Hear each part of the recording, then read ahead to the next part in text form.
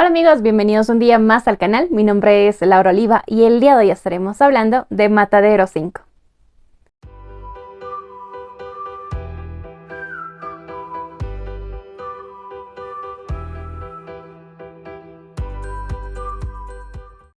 Si este libro es tan corto, confuso y discutible, es porque no hay nada inteligente que decir sobre una matanza. Les he enseñado a mis hijos que jamás tomen parte en matanza alguna bajo ninguna circunstancia, y que las noticias sobre el exterminio y la derrota de sus enemigos no deben producirles ni satisfacción ni alegría alguna. Matadero 5, La Cruzada de los Infantes, es un libro escrito por Kurt Vonnegut.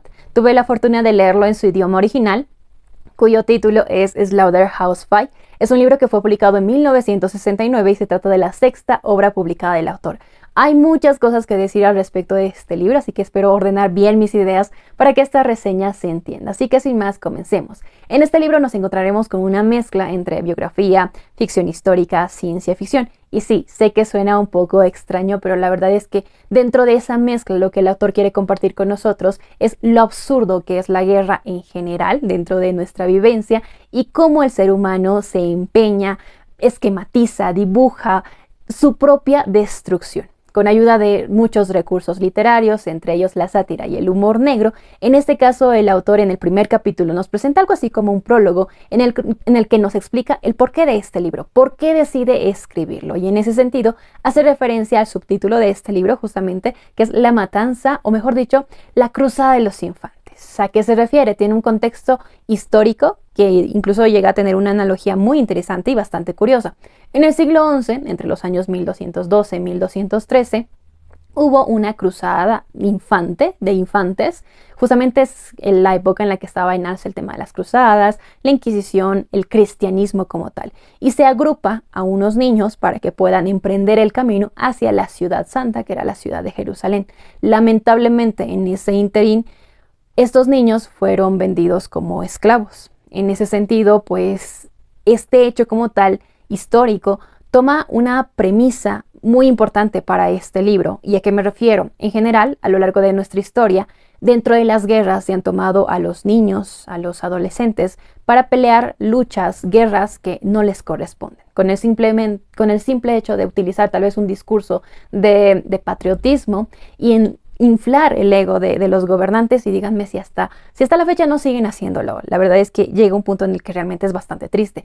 Sin embargo, la historia como tal de este libro no empieza sino es hasta el capítulo número 2, cuando el autor nos presenta al protagonista, cuyo nombre es Billy Pilgrim. Se supone o hace parecer como si este personaje ficticio creado por el autor llega a ser algo así como un alter ego de su propia historia. Por eso les digo que llegado el momento también es una autobiografía.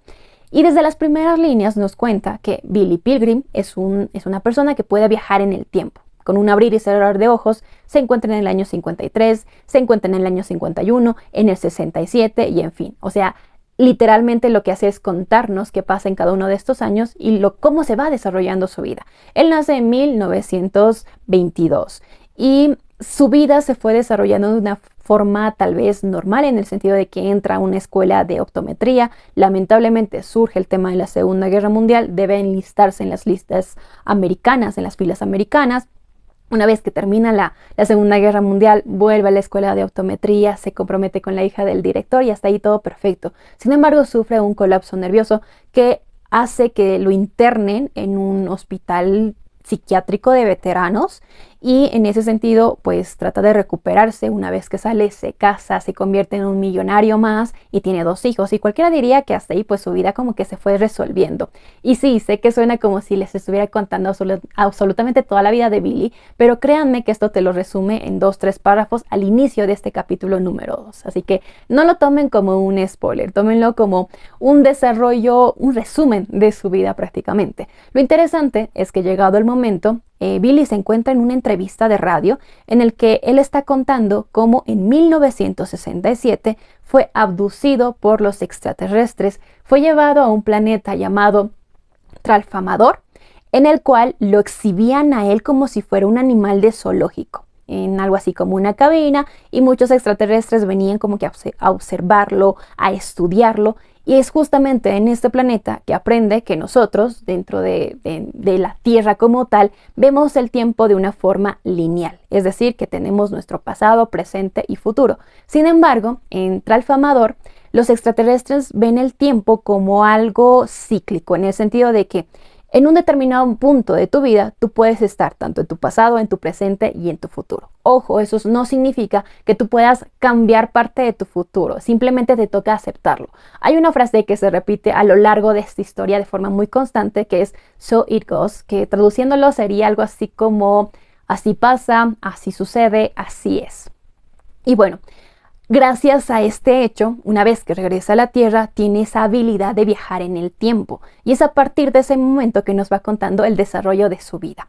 Prácticamente va de forma más detallada desarrollando lo que nos cuentan esos 2-3 párrafos iniciales. Y nos va contando cómo es que su vida se fue desarrollando a lo largo de los años. Y tal vez la línea más importante, o la que yo considero más importante, es justamente la línea del tiempo en la cual nos cuenta cómo él se enfrenta a la Segunda Guerra Mundial.